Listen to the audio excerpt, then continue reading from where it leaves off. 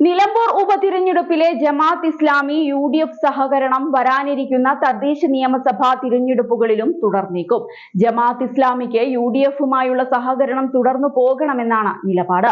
പഞ്ചായത്ത് തിരഞ്ഞെടുപ്പിൽ സ്ഥാനാർത്ഥികളെ തീരുമാനിക്കുന്നതിൽ ഉൾപ്പെടെ UDFുമായി ചർച്ചകൾ തുടരും. നിലമ്പൂർ ഉപതിരഞ്ഞെടുപ്പിൽ ജമാഅത്ത് ഇസ്ലാമിയുടെ പിന്തുണ പ്രതിപക്ഷ നേതാവ് VD സതീശൻ പരസ്യമായി സ്വീകരിച്ചിരുന്നു. ഇത് ഗുണകരമായി എന്നാണ് സംഘടനയുടെ വിലയിരുത്തൽ. ജമാഅത്ത് ഇസ്ലാമിയുടെ രാഷ്ട്രീയ സംഘടനയായ വെൽഫെയർ പാർട്ടി നിലമ്പൂരിൽ UDF സ്ഥാനാർത്ഥി ആര്യാടൻ ഷൗക്കത്തിനെ പിന്തുണയ്ക്കുകയായിരുന്നു. വിജയിച്ച ശേഷം ജമാഅത്ത് ഇസ്ലാമി അടക്കമുള്ള സംഘടനകളുടെ പിന്തുണ ലഭിച്ചതായി ആര്യാടൻ ഷൗക്കത്തും പറഞ്ഞിരുന്നു.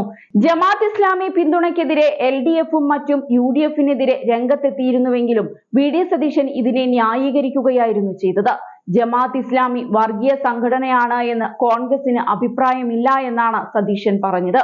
എന്നാൽ പിന്തുണ സ്വീകരിച്ചുവെങ്കിലും മുസ്ലിം ലീഗ് ജമാഅത്ത് ഇസ്ലാമിയെ വെള്ളപൂശാൻ തയ്യാറായിരുന്നില്ല.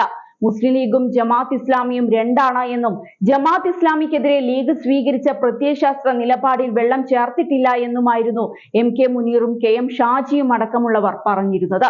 എന്നാൽ ജമാഅത്ത് ഇസ്ലാമി ഒരുപാട് മാറിയെന്നും അവർക്ക് മതരാഷ്ട്ര വാദം ഇപ്പോൾ ഇല്ല എന്നുമായിരുന്നു സതീശന്റെ നിലപാട്.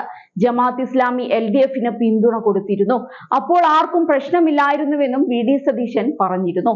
എന്നാൽ തങ്ങൾക്ക് വർഗീയവാദികളുടെ പിന്തുണ വേണ്ട എന്നതാണ് എല്ലാ കാലത്തും സ്വീകരിച്ച നിലപാട് എന്ന് മുഖ്യമന്ത്രി പിണറായി വിജയനും LDF സ്ഥാനാർത്ഥി M സ്വരാജും തിരഞ്ഞെടുപ്പ് പ്രചരണത്തിനിടെ ആവർത്തിച്ചിരുന്നു. കഴിഞ്ഞ ദിവസം ഫലം വന്നതിന് ശേഷവും ഇതേ നിലപാടാണ് സ്വരാജ് ഉയർത്തിയത്.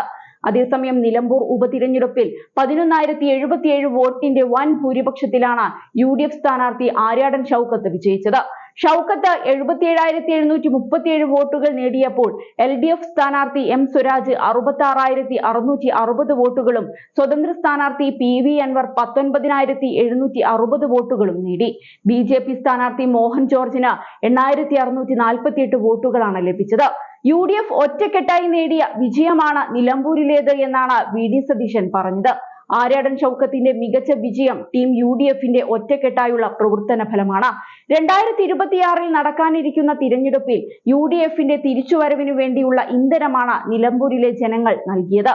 5 ഇരട്ടി വോട്ടിനാണ് നിലമ്പൂർ മണ്ഡലം തിരിച്ചു പിടിച്ചതെന്നും അദ്ദേഹം ചൂണ്ടിക്കാട്ടിയിരുന്നു.